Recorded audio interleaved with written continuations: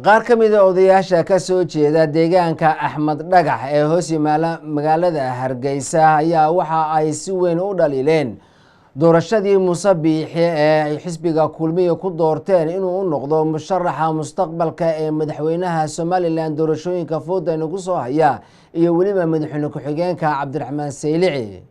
haddaba warbixin amuurtaas ku saabsan waxaa magaalada Hargeysa nooga soo dhaliyay Faysal Yuusuf Kacaan. qaar ka mid ah odayaasha ka soo jeeda degmada Axmed Dhagax ee koonfurta Hargeysa ayaa dhaliilay qaabka ay u doorteen xisbiga talada haya kulmiye musharaxa jagada madaxweynenimo ee shanta sano ee soo socota iyagoo eedeymo u soo jeediyay waxaana hadaladoodii ka mid ahaa qaraarkii Muuse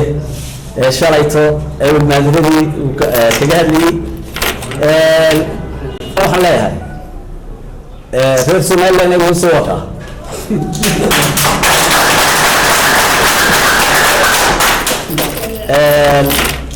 waxa weeye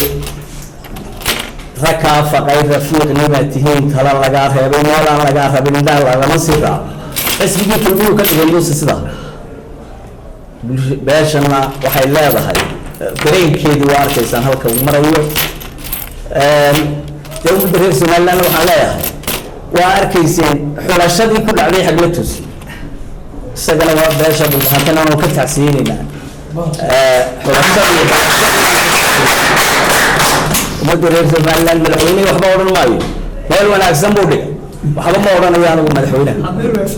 meel fiican buu dhigay ummadda reer Somaliland ridguriyada ilaashada Muuse way ka arkaya hadalada ka soo baxaya subhana rabbika السلام عليكم ورحمة الله. فيصل يوسف كعان تلفزيون كعالم كلسن هرقيسة.